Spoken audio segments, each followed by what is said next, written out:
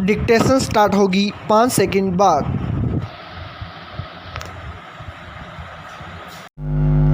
Yes, मेहरबान हुए monsoon ने इस बार देश भर में जल स्रोतों को समृद्ध कर दिया है। इस समृद्धि का अनुमान इससे ही लगाया जा सकता है कि देश के प्रमुख 150 जलाशयों में अब तक भंडारण क्षमता का 69% पानी आ चुका है।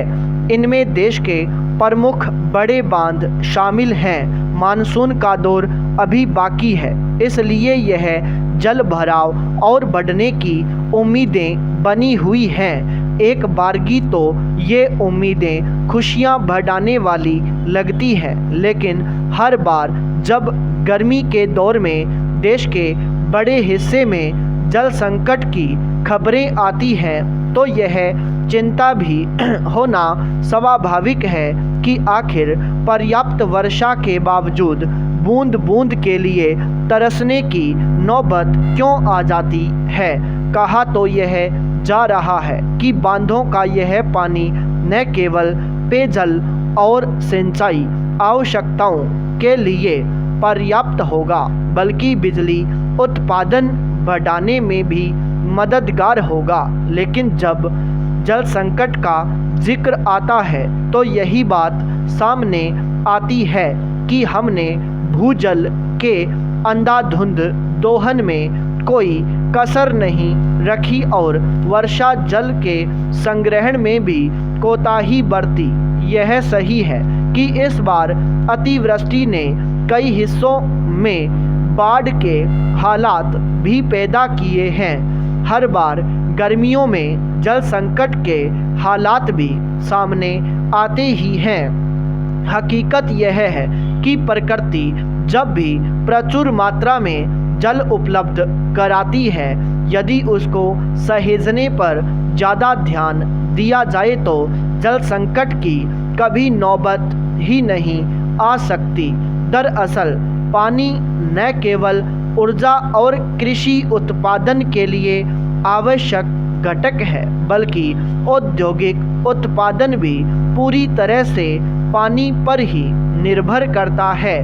ऐसे में जल सहेजने में कोताही बरतने का सीधा सा अर्थ है विकास के पायदान पर तेजी से नीचे गिरना। सवाल सिर्फ भारत का ही नहीं, एक रिपोर्ट में कहा गया है कि दुनिया की करीब 1/4 आबादी वाले 25 देशों में जल संकट जिस गति से बढ़ रहा है, उससे वर्ष 2050 तक इन देशों की जीडीपी को आधे से ज़्यादा का नुकसान हो जाएगा।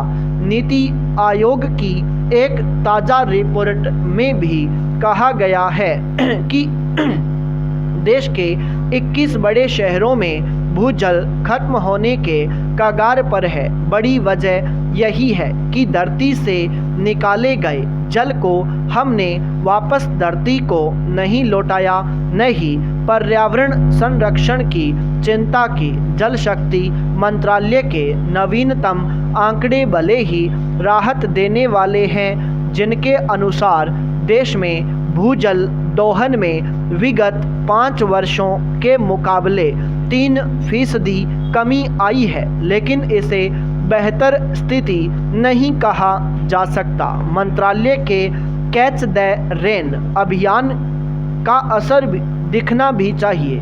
ऐसा तब ही होगा जब वर्षा जल सहेजने की योजनाएं धरातल पर उतरें। पाई पैराचेंज देश को धर्म व ऊंच नीच के आधार पर बांटने वाले कानूनों को खत्म करने की वकालत करते हुए सेकुलर सिविल कोड अर्थात धर्मनिरपेक्ष नागरिक संहिता लागू करने पर जोर देते हुए प्रधानमंत्री नरेंद्र मोदी ने यह साफ कर दिया है कि गठबंधन सरकार की स्थिरता और मजबूती को लेकर कोई गलतफहमी में न रहे। स्वतंत्रता दिवस पर लाल किले से पीएम के संबोधन ने जाहिर कर दिया है कि सरकार पर उनका पूर्ण नियंत्रण है और उनके लक्ष्यों में बदलाव नहीं आया है।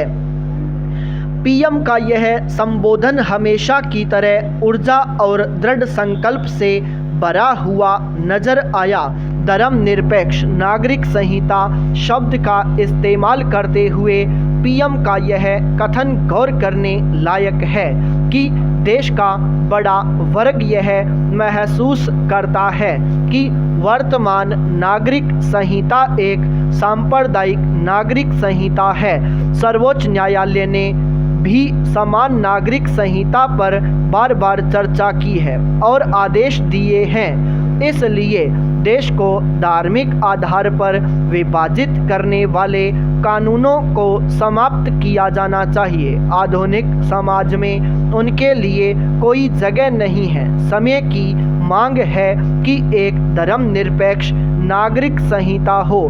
प्रधानमंत्री के संबोधन में धर्मनिरपेक्ष नागरिक संहिता वाक्यांश इस्तेमाल होने के अपने निहितार्थ हैं। संभवतः समान नागरिक संहिता की जगह धर्मनिरपेक्ष नागरिक संहिता का इस्तेमाल उन्होंने इसलिए किया ताकि विपक्षी दल इसका अनावश्यक विरोध न कर सकें। देश में धर्मनिरपेक्ष नागरिक संहिता की वकालत संविधान सभा में डॉक्टर बी.आर. अम्बेडकर द्वारा दिए गए तर्कों के बिल्कुल अनुरूप है।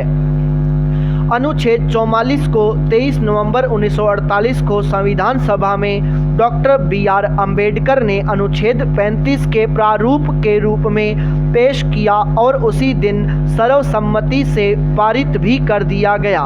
इसमें कहा गया था, राज्य नागरिकों के लिए पूरे भारत में समान नागरिक संहिता सुनिश्चित करने का प्रयास करेगा। संविधान सभा में चर्चा के दौरान हुसैन इमाम और कुछ अन्य सदस्यों द्वारा संशोधन पेश किए गए कि कोई भी समूह, वर्ग या समुदाय या लोग अपने व्यक्तिगत कानून को छोड़ने के लिए बाध्य नहीं होंगे यदि उनके पास ऐसा कोई कानून है और बशर्ते कि किसी भी समुदाय का व्यक्तिगत कानून जिसकी गारंटी कानून द्वारा दी गई है समुदाय की पूर्व स्वीकृति के बिना नहीं बदला जाएगा।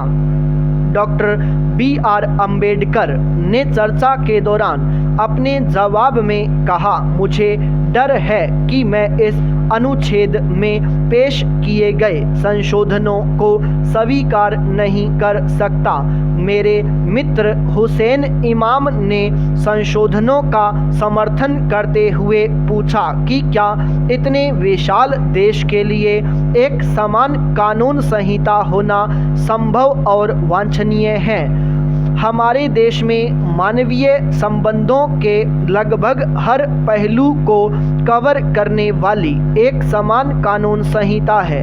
हमारे पास पूरे देश में एक समान और पूर्ण आपराधिक संहिता है जो दंड संहिता और आपराधिक प्रक्रिया संहिता में निहित है।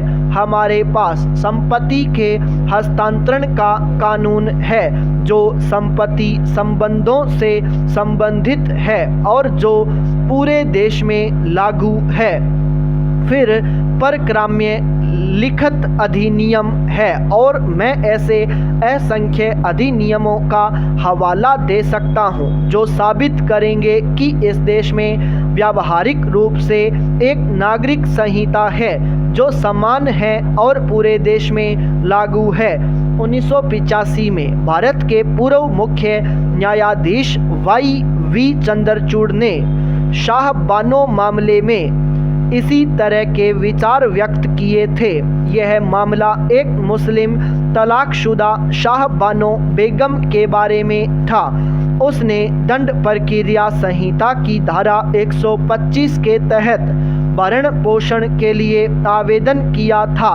उसके पक्ष में फैसला सुनाया गया था पर पति मोहम्मद अहमद खान ने इस आधार पर सर्वोच्च न्यायालय में अपील की थी कि धारा 125 मुसलमानों पर लागू नहीं होनी चाहिए क्योंकि यह मुस्लिम पर्सनल लॉ के विपरीत है।